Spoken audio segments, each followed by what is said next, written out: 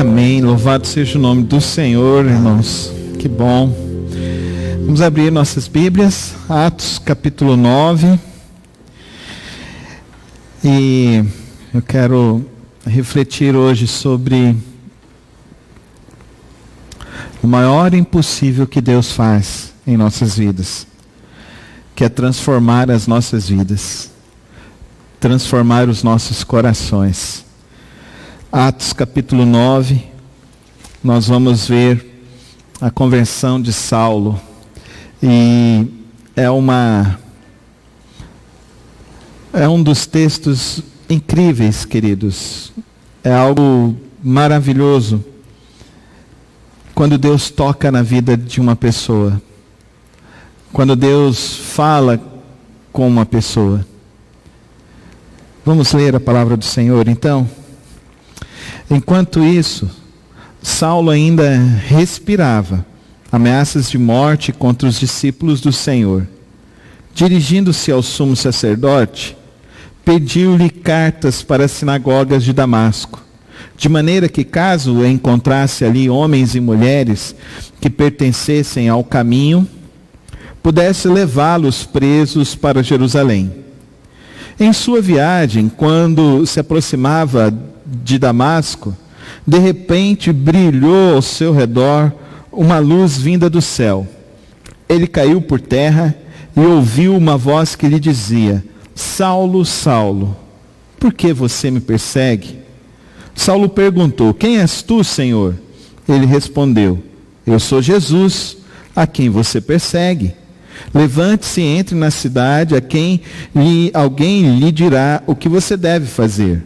Os homens que viajavam com Saulo pararam emudecidos, ouviam as vozes, mas não viam ninguém. Saulo levantou-se do chão e, abrindo os olhos, não conseguiu ver nada.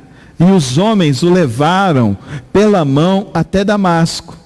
Por 3 dias ele esteve cego, não comeu nem bebeu. Em Damasco havia um discípulo chamado Ananias. O Senhor o chamou numa visão: Ananias. Eis-me aqui, Senhor, respondeu ele. O Senhor lhe disse: Vá à casa de Judas, na rua chamada Direita, e pergunte por um homem de Tarso, chamado Saulo. Ele está orando. Numa visão viu um homem chamado Ananias chegar e impor-lhe as mãos para que voltasse a ver. Respondeu Ananias: Senhor, tenho ouvido muita coisa a respeito desse homem e de todo o mal que ele tem feito aos teus santos em Jerusalém. Ele chegou aqui com autorização dos chefes dos sacerdotes para prender todos os que invocam o teu nome. Mas o Senhor disse a Ananias: Vá, este homem é meu instrumento escolhido para levar o meu nome perante os gentios e perante o povo de Israel. Mostrarei a ele o quanto deve sofrer pelo meu nome. Então Ananias pôs as mãos sobre Saulo e disse: Irmão Saulo, o Senhor Jesus, que lhe apareceu no caminho por onde você vinha, enviou-me para que você volte a ver e seja cheio do Espírito Santo. Imediatamente algo como escamas caiu dos olhos de Saulo e ele passou a ver. Levantando-se, foi batizado e depois de comer recuperou as forças. Que o Senhor abençoe a palavra dele às nossas vidas nessa manhã. Um aspecto histórico aqui nesse texto está no versículo 2, era como a igreja era conhecida logo no início. Ela era conhecida como o caminho, aqueles que pertencem ao caminho. Então a palavra o caminho era o que se representava aqueles que seguiam a Cristo Jesus. Agora, um fator muito importante nesse texto: Deus transforma o coração de um assassino. Era isso que Saulo era. E ele era um assassino com chancela do governo. Hoje nós falaríamos que ele seria um miliciano, como está em voga hoje se dizer. Ele seria um miliciano. Mas Deus é capaz de fazer o impossível e transformar o pior coração. Amém, irmãos? Essa é a palavra que eu creio. Eu creio que Jesus Cristo, o Evangelho de Jesus Cristo, é o poder de Deus para a salvação de todo aquele que crê. E nós já conhecemos um jargão evangélico que diz: há duas formas de servir para Jesus, uma pelo amor e a outra pela dor. Eu diria então, uma é você vir sem cair do cavalo, e a outra é caindo do cavalo, como Saulo foi. E agora é aí a grande questão. O que eu tenho visto hoje em dia, em nossos dias, nós temos uma perspectiva muito interessante do texto, que é a perspectiva de Saulo. Saulo, ele quer matar cristãos. Ele quer matar as pessoas que fazem parte da seita do caminho. Ele pega a chancela para ir matar essas pessoas. Ele não vai sozinho, ele tem os seus discípulos, ele tem uma guarda. Ele é cidadão romano também. Ele é cidadão judeu. Ele tem dupla nacionalidade. Paulo também fazia parte desse exército. E é interessante que a gente entenda isso. Paulo, lá em Coríntios, ele vai falar para nós que ele era o fariseu dos fariseus. Em outras palavras, ele era aquele que fazia com que outras pessoas se tornassem fariseus. Então ele vivia dentro de um rigor religioso. Ele não era uma pessoa que não era esclarecida, ele era esclarecido. Ele provavelmente era mestre. Ele era uma pessoa que ensinava adultos. E isso é algo que é muito importante para nós, porque muitas vezes nós achamos que as pessoas que são letradas são mais difíceis de serem convertidas. Queridos irmãos, entendam algo. Eu creio que Cristo tem propósito para a vida de cada um dos seres humanos. Eu creio assim. E eu creio que nós estamos aqui na missão de pregar o Evangelho para toda pessoa. Porque Deus amou o mundo de tal maneira que deu o seu Filho unigênito para que todo aquele que nele crê não pereça, mas tenha a vida eterna. Então eu creio que o Evangelho é para todas as pessoas. E a nós, como discípulos de Jesus Cristo, cabe a nós o quê? Pregar o Evangelho a todas as pessoas. Não importa quem ela seja. Se ela é o pior bandido, se ela é o pior assassino, se ela é um miliciano, se ela é de qualquer outro tipo de partido, porque hoje no Brasil as pessoas estão fazendo distinção de partido político, de time de futebol, de escolha de gênero, e não me importa essas coisas. O que me importa é que cada pessoa conheça Jesus Cristo e veja o poder do Espírito Santo agindo em sua vida. E aqui nós temos um discípulo, Ananias. Paulo, ele tem um objetivo, ele quer matar as pessoas. Quer matar porque ele acha que ele está certo. Ele cai do cavalo. Mas tem um discípulo, Ananias.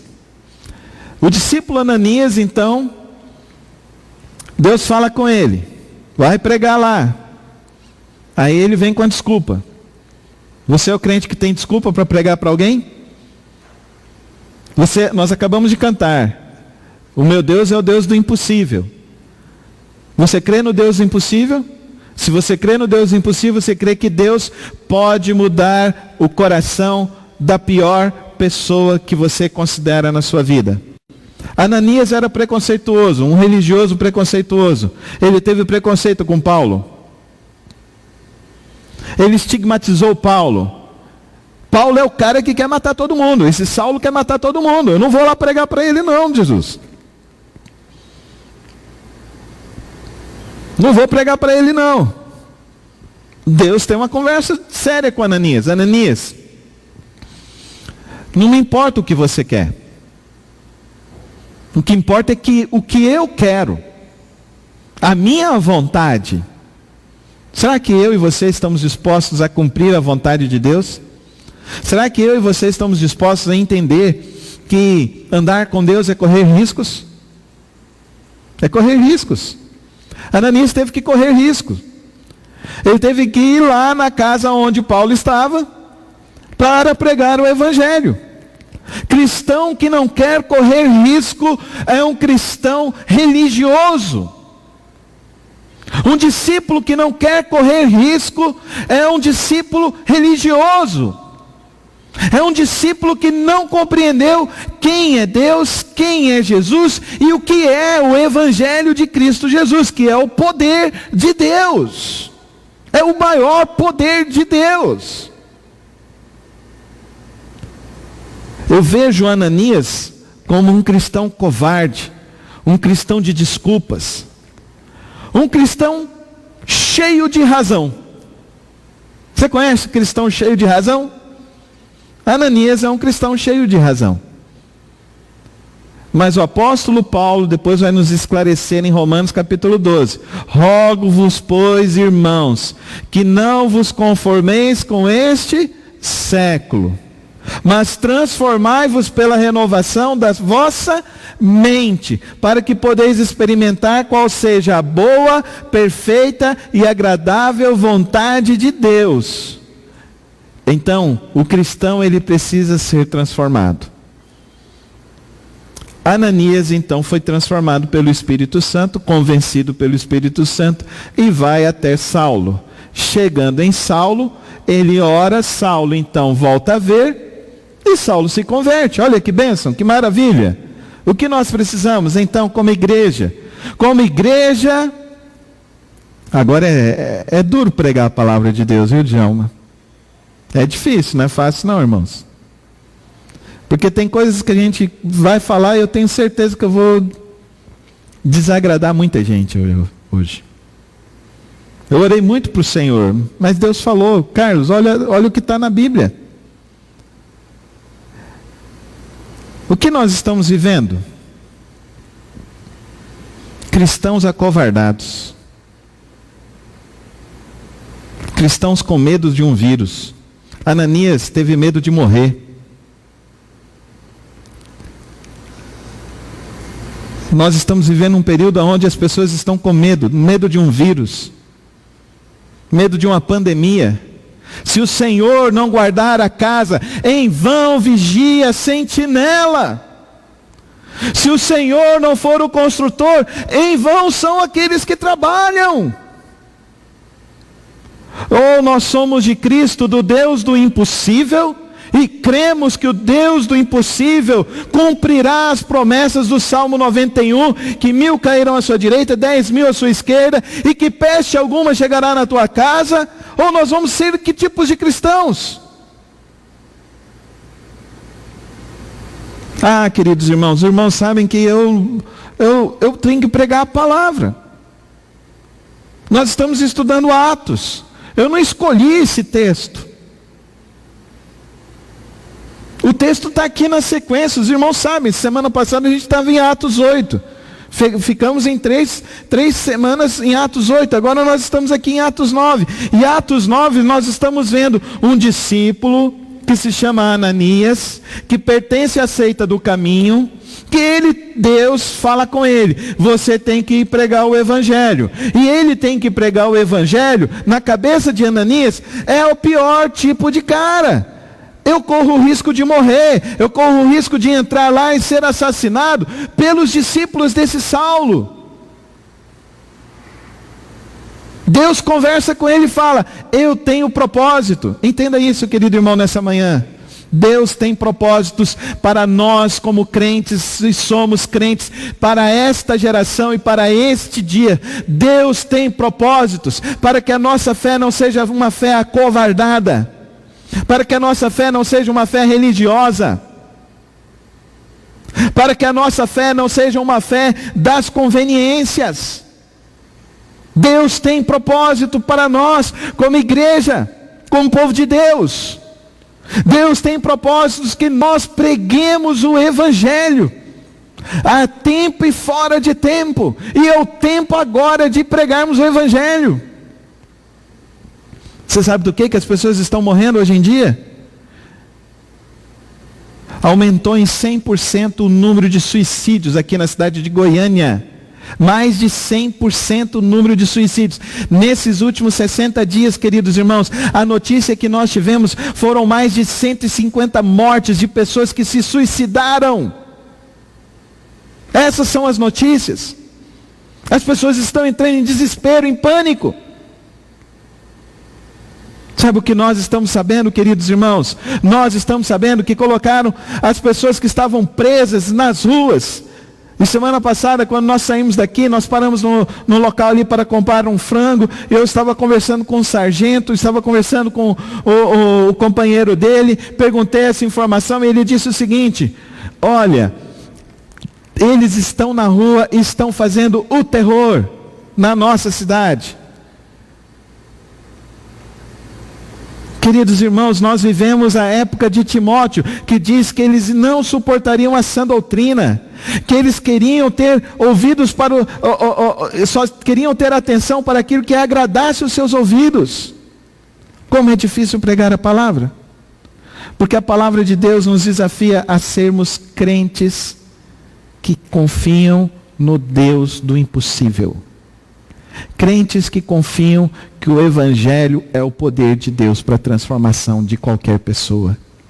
Crentes que sabem o poder da oração. Crentes que sabem a importância do Evangelho de Jesus Cristo.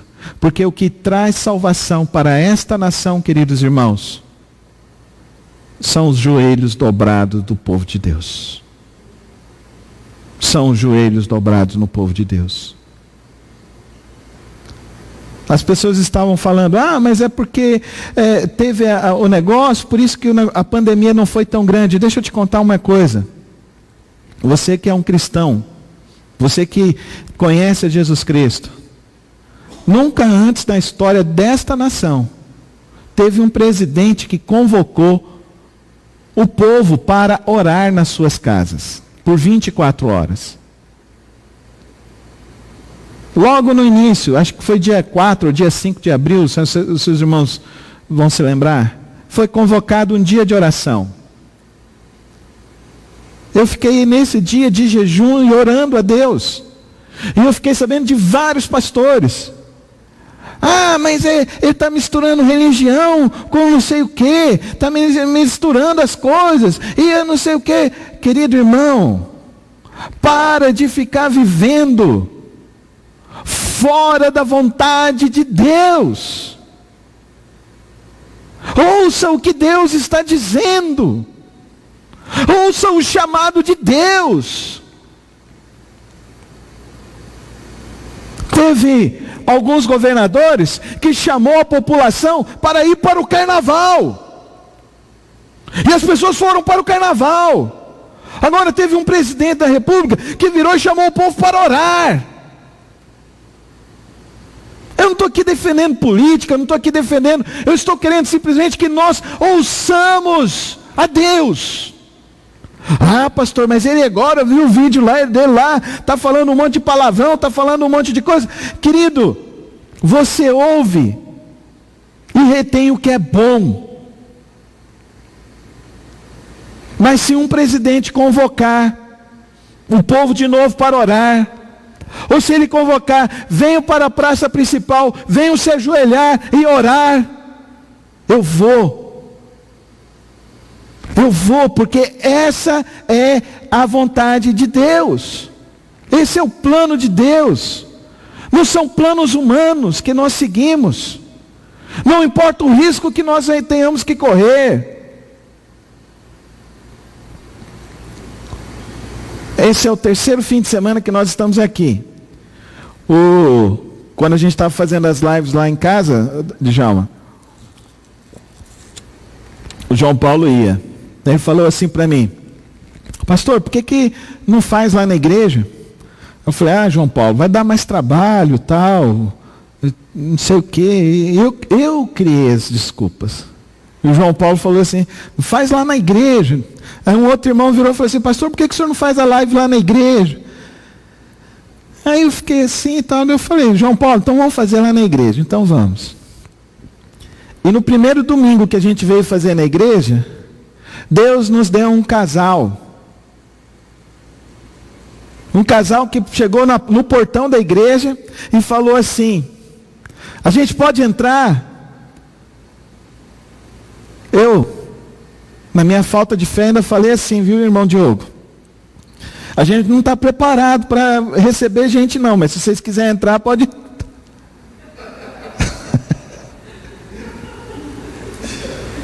Se você está achando que eu estou falando com você, eu não estou falando com você, eu estou pregando para mim. Porque a atitude de Ananias, eu não estou dando indireta para ninguém não. A atitude de Ananias é a minha atitude. Pode ser a sua atitude, se você quiser, se você se identificar com o que está acontecendo. Mas nós estamos vivendo dias que nós precisamos que os cristãos sejam como Ananias. Podem ter suas dúvidas, mas que não se paralisem no meio das suas dúvidas, mas que creiam no poder do Evangelho do Senhor Jesus Cristo, que creiam que fazer a vontade de Deus é o melhor para as suas vidas, que entendam que estar no centro da vontade de Deus é o melhor para a vida do ser humano, que creiam que o Evangelho pode transformar a vida, a pessoa, a família, transformar aquele que é o assassino, aquele que é o militante, aquele que é o miliciano, aquele que é a pior pessoa. Quem é a pior pessoa para você hoje? Saiba que o Evangelho pode transformar essa pessoa em nome de Jesus. Ele é o Deus do impossível. Ele é o Deus que liberta, Ele é o Deus que restaura, Ele é o Deus que faz um milagre na vida das pessoas. Nesse episódio da conversão de Saulo, eu aprendo algumas lições para a minha vida, e eu espero que essas lições também possam edificar a sua vida. A primeira delas: o Evangelho pode transformar a vida de qualquer ser humano. De qualquer um. A segunda lição, irmão Djalma, a segunda lição que eu vejo, que mesmo quando você estiver com dúvida para fazer a vontade de Deus, faça. Se você estiver com medo de fazer a vontade de Deus, não tema. O Senhor é contigo. Faça. Pregue.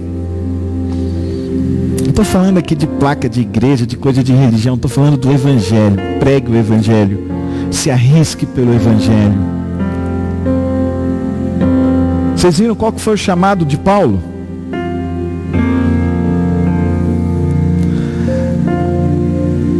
Olha o versículo 15. Você atenderia esse chamado? Este homem é meu instrumento, escolhido para levar o meu nome perante os gentios e seus reis, e perante o povo de Israel. Versículo 16. Mostrarei a ele o quanto deve sofrer pelo meu nome. Você atenderia a esse chamado?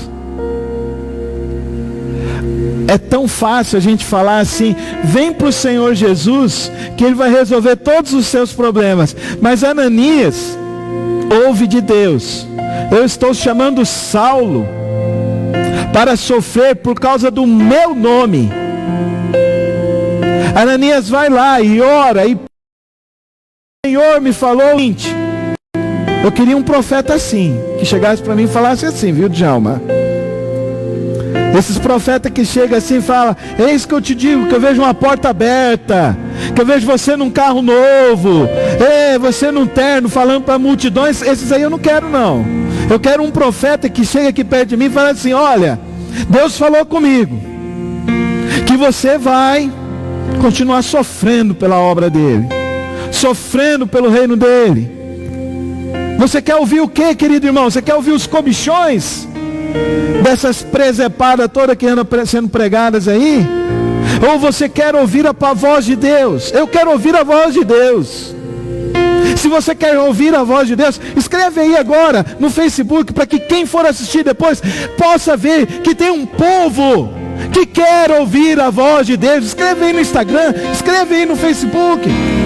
Eu quero ouvir a voz de Deus para a minha vida. E esteja preparado, porque quando Isaías ouviu a voz de Deus, Deus disse para ele assim: olha, você vai pregar e ninguém vai te ouvir. Você vai anunciar, as pessoas não vão te ouvir. Mas Isaías disse: eis-me aqui, Senhor. Eis-me aqui, Senhor. Deus fala para Saulo: você vai sofrer, cara. O texto diz: as escamas caíram. Saulo levantou e falou: eu quero Cristo. Se batizou. Você que não batizou, está perdendo tempo. Os irmãos que falaram para mim que querem se batizar, domingo que vem eu vou estar aqui 9 horas. Vamos estudar a palavra junto. Distanciamento social, está tudo separadinho, beleza, vem com a sua máscara, vou estar com a minha máscara, a gente vai dar o nosso curso, nós vamos batizar. Porque importa para nós fazer a vontade de Deus, irmãos. Não importa para nós outra coisa que não seja fazer a vontade de Deus. O que importa para nós é fazer a vontade de Deus. E o Saulo aqui, ele converteu, e já, a gente vai ver semana que vem, ele começou a pregar. Ele começou a pregar. E as pessoas falavam: mas que absurdo. Ele não veio para matar, agora está pregando. Porque o Evangelho transforma vidas. Transformou a minha vida. Jesus Cristo mudou o meu viver. E eu espero que Jesus Cristo mude e transforme o seu viver também. Em nome de Jesus. Não sejamos covardes. Andemos no Espírito. Na coragem do Espírito Santo de Deus. Corajosos como Ananias foi. Muitas pessoas precisam de Jesus. E você precisa ser um instrumento de Deus na vida dessas pessoas. Toma as nossas vidas, Senhor. Muda as nossas vidas, para que possamos viver no centro da Tua vontade, do Teu querer. Toma as nossas vidas, Senhor. Pai, aquele parente que a gente conhece, Senhor, aquelas pessoas que nós conhecemos, que nós tenhamos a coragem de levantar e dizer: Deus tem um propósito na tua vida, Deus tem um plano para você, você tem que andar com Deus. Nos encha de intrepidez, nos encha da ousadia do Teu Espírito, nos enche, ó Deus, do encorajamento que vem da força do Senhor, nos enche, ó Deus, das certezas que vem do Teu reino celestial, nos enche, ó Deus, da Tua graça sem fim, para anunciarmos que o Senhor é o nosso Senhor e Salvador. Toma as nossas vidas em nome de Jesus. Amém, Senhor. Amém.